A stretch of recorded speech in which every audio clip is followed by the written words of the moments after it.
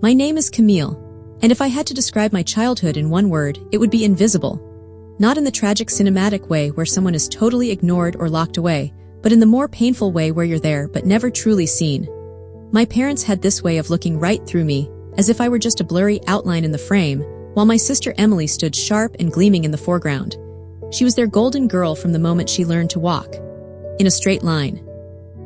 Straight A's, varsity cheerleading, homecoming queen, college acceptance letters lined up like trophies. They worshipped her, and I don't mean that lightly. Every dinner table conversation was about her test scores, her performances, her goals. Every fridge magnet held her accomplishments. My report cards might as well have been invisible ink. I wasn't a bad kid. I didn't do drugs. I didn't sneak out. I didn't yell or rebel. I just didn't shine the way they wanted me to.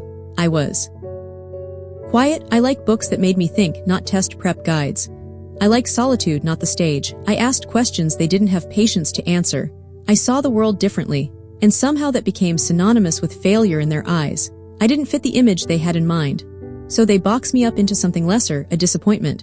I remember once I couldn't have been older than 14. I came home excited about a woodworking project I finished in shop class. I'd spent weeks on it. I was proud. I placed it on the kitchen counter like it was a gift.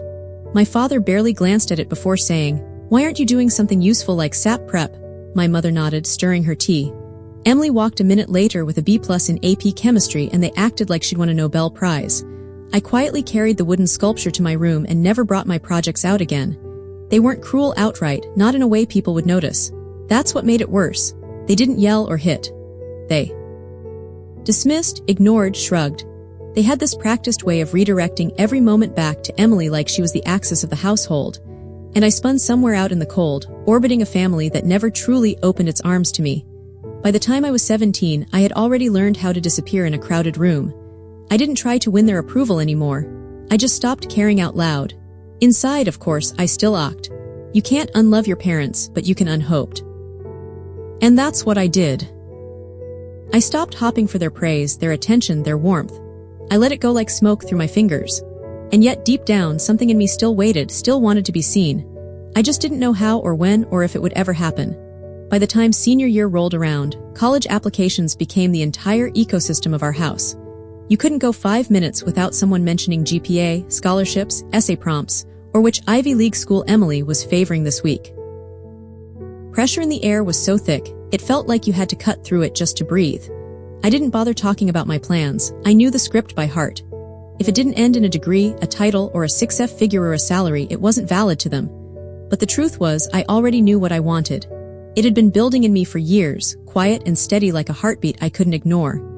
I wanted to enlist, not because I was running away or trying to prove something, at least not consciously. I wanted purpose. I wanted structure, something bigger than myself, something that wasn't measured by GPA or dinner party bragging rights. I wanted to serve, to grow, to build a version of myself no one could belittle. I remember sitting at the dinner table one night listening to Emily talk about her campus tour at Stanford. She had a new hoodie, a whole color-coded folder of notes, and my parents were eating it up like gospel. I waited until she finished, then cleared my throat. My hands were sweating under the table. I said, "I've made my decision too." They looked at me like I had suddenly learned to speak Latin. "Oh," my dad said, raising an eyebrow, finally applying somewhere. I shook my head. "I'm enlisting. Army." The silence that followed was immediate and crushing. My mom's face froze. My dad's mouth curled just slightly, the way it does when he's trying not to say something he considers beneath him. "You're kidding," he said, but I wasn't. "That's not a career," my mom muttered. "That's a way out for people who don't have options." My stomach turned. "It's not a backup plan, it's what I want." They didn't believe me, or worse, they did, and it only deepened their disappointment. That night we didn't talk again. The next morning there was no good luck, no questions, no curiosity, just an empty hallway when I left for school. From that day on, something shifted in our home. They still talked to me, sure, but the warmth was gone. Invitations to family gatherings started to go missing. My name got left off group texts. Emily would tell me afterward that Mom said I probably wouldn't come anyway since I was so busy playing soldier. My father started referring to my enlistment as a phase, a detour, a mistake I'd outgrow, but I didn't. I shipped out weeks after graduation. No farewell party, no hugs, just a quick clipped "take care of yourself" from my mother at the curb. She didn't get out of the car. My dad didn't come at all. As the bus pulled away, I stared out the window trying to feel sad. Instead, I felt clear, not light, not happy, but certain, like I was finally doing something that belonged to me, not to their plans, their dreams, their expectations. It was the day I stopped being their daughter and started becoming something else entirely. Basic training didn't care about who your parents were, how many AP classes you took, or whether anyone ever told you they were proud of you. It stripped you down, literally, emotionally, spiritually. The first few weeks felt like I had landed on another planet. Early mornings that bled into late nights, screaming instructors, aching muscles, endless repetition. At first, it wasn't even the physical pain that got to me. It was the mental noise. My mind clung to old voices, the ones I thought I'd left behind. My mother's dismissive sighs, my father's contempt, Emily's polished smile when I told her I'd enlisted. Their silence had followed. Me here, buried under the cadence calls and rifle drills, but it was still there. I didn't talk much. I listened, watched. I paid attention to who broke first, who got back up faster, who kept going even when no one was watching. I learned to match my breath with the rhythm of my boots on the ground. I memorized every command, every step. My body began to change. So did my mind. I could feel it in the way I stood, the way I looked people in the eye. One night, weeks into training, I sat on my bunk. After lights out, legs aching, dog tags resting against my collarbone. My bunkmate Ramos looked over at me and said, "You don't talk much, but you've got this look like you've been fighting longer than most of us." I didn't know what to say. I just nodded because she was right. The fight hadn't started here. It had started around dinner tables and under report card comments and in birthday parties where I got gift cards while Emily got diamond pendants. The instructors didn't praise me often. No one got that luxury. But when they did, it meant something. A nod, a well done, a name called first during drills. And for the first time in my life, I started to believe that maybe I was good at something that mattered. Not just good, reliable, solid, respected. I got used to the grind. I even started to crave it. There was something comforting about the clarity of it all. You give what you have, you push past your limits, you don't look for applause, you earn every inch. There were no masks here, no illusions of perfection. Just sweat, grit, and a kind of quiet pride I'd never known before, and then something unexpected happened. I started to feel proud of myself. Not because someone else told me I should be, but because I had survived every damn day that tried to break me. Because I was becoming someone I could count on, even if no one else ever had. I wrote my parents once during that time. A short note, polite but distant. I told them I was doing well, that training was hard. But I was learning a lot. I didn't ask how they were. I didn't say I missed them. They never wrote back. And strangely, that was the first time it didn't crush me. If basic training was the crucible, deployment was the fire. I thought I knew hard. Thought I'd seen enough cold stares and sleepless nights to understand what pressure really felt like. But nothing prepared me for the moment we touched down in the middle of a sun-bleached desert. The heat wrapping around us like a warning. And the reality setting in that this wasn't a drill. This wasn't training anymore. This was real. My first deployment blurred together in fragments. The whine of helicopters overhead. The constant rattle of gear against my back. The static in the faces of the people I served with tired alert. Always watching. You learn quickly that fear doesn't disappear. It just gets tucked into your vest somewhere between your ammo and your resolve. I was afraid. Not all the time, but enough to remember I was still. But I kept moving. That's the thing about war. It teaches you to move even when everything in you wants to freeze. I was part of a unit tasked with high-risk recon and extraction. We were sent into places where maps went blank and rules got murky. We lost people. We mourned fast and hard and quiet. There wasn't time for anything else. I learned how to shoot, how to command, how to make decisions when hesitation could mean a body on the ground. I saw things I still don't talk about. Not because I'm trying to be dramatic, but because some memories are just carved, too deep to shape into words. But I rose. Maybe because I had something to prove. Maybe because I didn't trust anyone else to hold the line. Or maybe because deep down I was still carrying every ounce of rejection I'd ever felt and I was turning it into something that no one could ever take from me. I earned promotions slowly at first, then faster. Sergeant, staff sergeant. I began leading missions, not because I asked. 2, because others trusted me to. That was the difference. I wasn't begging to be seen anymore. I was needed. And in that need, I found belonging. There were moments when it hit me, brief, quiet ones. Like after a successful op, when the adrenaline wore off and I sat alone under a foreign sky, staring up at stars that looked nothing like the ones back home. I'd wonder if my parents were even aware I was out here. If they'd ever think of me when the news reported casualties. if they even knew my rank. My sacrifices, my growth. But those thoughts didn't linger as long as they used to. I trained myself to let them pass. Just like I let go of the need to explain myself. I didn't owe anyone an explanation, not anymore. Still, I kept every promotion notice, every medal, every combination letter. Not to prove anything to them, but to remind me that even when no one believed in me, even when the people who were supposed to love me didn't bother to try, I didn't give up. I became someone worth knowing. Even if they never would. Promotions in the military don't come with parades. They come with paperwork, training, scrutiny, and long hours in rooms where your decisions carry real weight. The higher you climb, the quieter the congratulations get. I stopped looking for cheers a long time ago. I didn't need them. What I wanted was to lead well, to serve well, to build something solid where no one could tear it down or say it didn't matter. I kept rising. Officer candidate school was grueling in a different way than deployment, more mental, more political, but I thrived in it. I learned to strategize, to think in systems, to anticipate needs before they were spoken. I found satisfaction in the discipline of it. It wasn't about being better than anyone else. It was about becoming someone others could depend on. Someone I could be proud of when I looked in the mirror. I didn't say much, didn't boast, didn't call home. What was the point? They never asked, and I wasn't in the mood to beg for their curiosity. I watched my peers post their progress on social media, promotions, ceremonies, new bases, family members grinning beside them in uniform. I didn't post mine. I didn't have anyone to stand beside me, not from back home. And that was okay, not painless but okay. The people who mattered were the ones in my corner now. The ones who'd served beside me, who knew what I'd given, who respected what I'd built. Dobie, by the time I made major, started getting saluted by soldiers older than me. The kind who still had decades of experience but now answered to me. It was strange, humbling, and with each step forward I kept thinking about how little my family knew. They still thought I was a private, maybe a sergeant at best if they thought of me at all. Once Emily posted a photo online of her graduation cap with the caption, "Proud of how far I've come." My mother commented, "We always knew you'd make something of yourself." I saw it. Didn't respond. It stung, sure, not because she was proud of Emily. I didn't begrudge her that, but because there was a time when I would have given anything to hear those words said about me. And now when I built a career with sweat, scars, and silence, they still didn't care to ask. But I kept climbing. By the time I made lieutenant colonel, people had started mentioning my name in meetings I wasn't in. I'd walk into rooms and feel the air shift, not from fear, but from recognition. I had earned a seat at the table through merit, not legacy. My name was written in official documents, not just on dusty yearbooks or forgotten fridge calendars.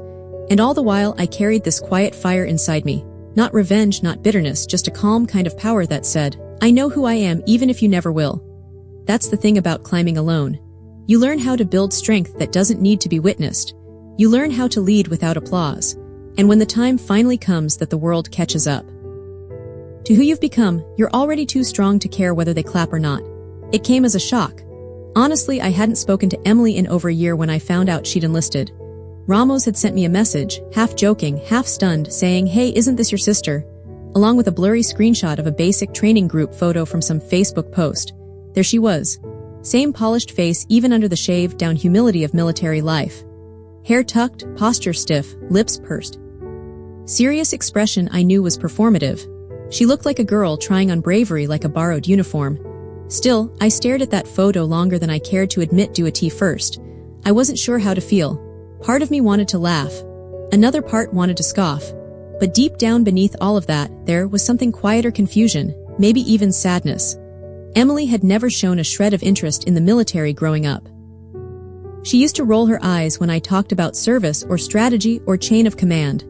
She once told me during one of the rare family gatherings I still went to that I was wasting my mind on camouflage and orders. Now she wore the same boots I'd once broken in, the same dog tags I'd carried through battle zones. Why? From what I gathered through bits and pieces, mostly secondhand from extended family, Emily had hit a wall. A midlife crisis masked as reinvention. She'd graduated, bounced from job to job, didn't quite know what she was doing. Then one day, she showed up at the recruiter's office, full of pride and Instagram-ready quotes about new challenges and self-growth. My parents were thrilled. Suddenly, they were the proud military family. They started posting flags and folded arm photos. My mother shared a selfie from Emily's first day on base captioned, "Our girl in uniform, so proud of her courage." I remember sitting in my office that night in full dress, sorting through briefing documents while that photo glared at me from my screen, our girl in uniform. I wasn't bitter.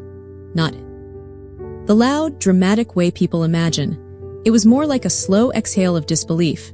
After everything, after the silence, the dismissal, the years I'd spent carving out a life they refused to see. Now they had pride now because it came wrapped in Emily. But I didn't reach out. I didn't text or call. I didn't try to explain my silence or ask for hers. I just watched. Quiet, observant as always. It wasn't jealousy. It wasn't even anger. Not really. It was more like watching someone walk into a storm you'd already survived and wondering how far they'd get before they realized it wasn't just wind and thunder. That this life had weight. That no matter how many photos you post or how crisp your salute is, it doesn't protect you from what comes after the adrenaline wears off. Still, I felt something else too. A flicker I couldn't name yet. Not hope, not reconciliation, but maybe a doorway opening. Maybe, just maybe, a moment was coming where our paths would cross again. Not in opposition, not in silence, but face to face. And this time, I'd be the one they never saw coming. I found out about the date through a shared connection. Someone in Emily's unit who'd served under me once and still followed the chain of command closely. "Ma'am, just thought you should know," the message said, short and respectful. "Your sister's graduation ceremony is next week at Fort Monroe. She's in Delta Company." For a few days, I didn't know what to do with that information. I didn't have some grand revenge plan. I didn't need to prove anything anymore. That part of me, the one who used to ache for their recognition, who used to imagine dramatic confrontations and carefully scripted speeches, had long since burned away. But still something pulled at me. Not spite, not pride even. It was something quieter, deeper, a sense of completion, maybe of symmetry, of finally standing in a room where the weight of my name might be undeniable. So I made arrangements. I didn't tell anyone in advance. I didn't need to. Base already knew who I was. I was listed, authorized, cleared. When I arrived that morning, the sun was just starting to crest over the distant tree line, catching on the polished brass of my insignia. I walked and wearing my full-service dress uniform, pressed to precision, medals in place, stars glinting on each shoulder. My boots hit the pavement with the calm, steady rhythm of someone who didn't need to rush to be noticed. I saw them before they saw me. My parents sat toward the front, beaming, dressed in red, white, and blue like they were auditioning for a recruitment commercial. My mother was holding a small bouquet, and my father had his camera ready, already perched on his knee. Their pride practically radiated from their skin. I could almost hear them rehearsing how they'd tell the neighbors. "Our Emily is in the army now. Such bravery." Emily stood with the other recruits, posture stiff and chin high. She looked thinner than I remembered, more serious. There was something unfamiliar in her eyes, something that hadn't been there before, not fear but awareness. The knowledge that this life required more than performance. She didn't see me, not yet. Then one of the drill sergeants, Sergeant Reeves, if memory served, spotted me from across the courtyard. His spine straightened like it had been struck by lightning. His face shifted from routine boredom to stunned. "Respect," he raised his hand in a crisp salute. "General, ma'am," the words echoed, sharp and unmistakable. Heads turned, whispers rippled. The crowd, I saw Emily's face twist in confusion before she turned to follow the eyes of the others and saw me. She froze. My parents looked back next. My mother blinked like she couldn't trust what she was seeing. My father's jaw slackened. They didn't move. They didn't speak. They just stared as if I'd risen from the dead. I didn't smile. I didn't wave. I just stood tall and returned the salute. Not to Reeves, but to every part of myself that had waited years for this moment. It wasn't revenge, it was truth. And for the first time in my life they saw it. Time slowed in that courtyard. I had felt adrenaline before on missions and emergencies under fire, but this was different. This wasn't survival. This was exposure. Not the kind that kills you, but the kind that peels something open quietly and without permission. The drill sergeant's voice cracked as he recovered from his shock and barked out the next order. The graduates straightened, shoes clicking. In unison, arms moving like clockwork. Emily followed suit, but I could see the shift in her, subtle, almost imperceptible, but there her jaw tightened. Her hands trembled slightly at her sides. She didn't look away from me, even when protocol told her she should. I watched her fight her training just to understand who I was now. The ceremony went on, but the energy had changed. I stood at the back still, hands behind me, my face unreadable. A few officers approached and nodded their respect, but no one dared interrupt. Not with my parents still watching me like I was some strange ghost. The The looks on their faces, shock, confusion, a flicker of embarrassment were almost comical, if they hadn't meant so much once. When Emily's name was called, my mother gasped audibly. Emily stepped forward, stiff-backed, face unreadable. She received her certificate, saluted, and returned to formation, but I saw the moment she stole another glance at me. She was trying to make sense of it all. And maybe deep down she was trying to decide whether to feel proud or angry, whether to reach toward me or retreat from the part of her life she had never truly known. After the final address, the crowd broke apart. Parents rushing forward, recruits hugging their siblings, cameras flashing. I didn't move. I wasn't there for pictures. I was there to stand in my truth, uninvited but undeniable. My father approached first. He walked slowly, as if afraid to get too close to something that had outgrown him. "You're a general?" Asked like the words themselves were bitter. In his mouth, "Yes, sir," I replied flatly, staring ahead. "Promoted last quarter, commanding 14th Operations Group." He looked as if he might argue his instinct always was, but he said nothing. My mother trailed behind him, bouquet still in her hand, now slightly wilted. "You didn't tell us," she said quietly, almost accusingly. "You never asked," I answered. It wasn't said with venom, just fact. Years' worth of silence, distilled into one honest moment. Emily came over next, slower, more careful. She looked at me like she didn't know whether to hug me or salute me. Her voice when she spoke was low and unsteady. "Why didn't you tell me?" I met her eyes. "I didn't think you wanted to know." We stood like that for a while. Me in full dress, her in brand new fatigues, our parents hovering in stunned irrelevance. No fireworks, no music, just two sisters finally seeing each other clearly. And then quietly, Emily raised her hand and gave me a proper salute. "Ma'am," I held her gaze as I returned it. "At ease, soldier," and for the first time in our lives, we stood on the same ground. After the ceremony, we stood in the parking lot like strangers who shared a last name. The heat bounced off the asphalt, and families milled around us, snapping pictures, handing out hugs, calling out lunch plans. My parents hovered just behind Emily, their energy unsure, no longer celebratory, but not exactly apologetic either. My mother kept fidgeting with the ribbon on the bouquet, and my father had his hands shoved deep into his pockets like he might find the right words buried there. Emily looked different up close, not just in uniform, but in the way her eyes had changed, sharper, heavier. There were lines of effort around her mouth that hadn't been there before. Real effort, not performance, the kind you earn when no one's clapping. I knew that. "Look, so this is who you are now?" she asked, not with malice, but with the bewildered tone of someone door they hadn't known existed. I nodded. "This is who I've been for a while," she swallowed hard. "Why didn't you ever say anything?" "What would I have said, Emily? Hey, remember me? The one you all said was throwing her life away." Surprise, I outranked the dream. I laughed once, dry and tired. "You didn't want to know. None of you did. I could have sent letters, emails, pictures, but they would have ended up in the same place all my high school trophies did. The trash." My father winced just slightly. My mother looked like she might speak, but I held up a hand not to silence her with authority but with exhaustion. I wasn't there to fight. I wasn't even angry anymore. There wasn't enough of me left to keep holding that weight. The ache had become something quieter, something like clarity. "You wrote us," she said softly. Once during training, I nodded. "And you didn't write back." I didn't know what to say. "That's never stopped you before." The silence after that was real, honest. For once, no one tried to fill it with forced kindness or diluted praise. We just stood in the truth of what had been missed. "I'm proud of you," my mother said eventually, her voice fragile. "Even if we didn't understand your choices." I looked at her, then really looked. There was age in her face I hadn't noticed before, regret, but not enough to fix what had been broken. Maybe that was the cruelest part of growing up. You reach a point where the apology doesn't change the story. It just adds a postscript. "I didn't do it for you. I said I didn't become this to prove anything to anyone.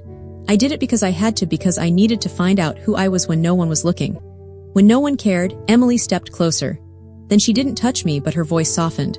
"So who are you now?" Looked past her to where the rows of saluting recruits, the sun flaring off their uniforms, their futures just beginning. And then I looked back at her. "I'm someone who learned how to build a life out of being underestimated." We didn't take a family photo. There was no reunion hug, no dramatic reconciliation framed by sunlight and soft music. After the ceremony, we said a few more words measured civil like neighbors making peace after a long fence dispute. My parents offered a late lunch. I declined. I told them I had meetings, which wasn't exactly true, but not a lie either. I had no appetite for small talk or polite rewrites of a past they'd spend years ignoring. Emily stood beside. Unsure, she didn't follow them to the car right away. She lingered. Her Her uniform was still fresh, her posture still a little forced, but something in her eyes had shifted. She'd seen me now, not just as her sister, not as the black sheep, the one who left. She'd seen the stars on my shoulders, the salutes I didn't have to earn anymore, and the quiet confidence I wore instead of needing approval. "I don't think I understood how hard it is," she said. I tilted my head. "Hard isn't the point. Hard doesn't make it noble, it just makes it real." She nodded slowly, chewing on the truth. "You think I'll make it?" I looked her over, still standing, still trying. "That depends. Are you doing this to prove something or to become something?" She didn't answer right away. I respected that. We didn't hug, but when we parted it wasn't cold. It wasn't closure either. It was something messier, a truce built on recognition. And maybe, if we were lucky, the first stones of something. My drive back to base was quiet. I didn't turn on music. I let the silence sit beside me like an old companion. I thought about the years I'd spent waiting for their pride, their attention, their words, and I realized I didn't need any of it anymore. What I built didn't require applause. The people who mattered saluted when I entered a room, not out of fear, not out of tradition, but out of earned respect. Real grounded, hard-fire respect. My family still didn't know the full scope of what I'd been through. The deployments, the decisions, the funerals I'd presided over, the young soldiers who died under my command. They didn't know how many times I'd sat alone in my quarters, reading reports long after everyone else had gone to bed, holding the weight of choices that could never be undone. And maybe they never would. Maybe they weren't meant to. The legacy they gave me was silence, neglect, dismissal, but I carried it differently now. I didn't let it define me. I let it fuel me quietly like an ember buried deep in the chest. I had taken that silence and turned it into something unshakable. I had become the kind of person I once dreamed someone would see. And if they finally saw me now, really saw me, it didn't change who I was. It just reminded me how far I'd come without them, and how far I'd keep going whether they clapped or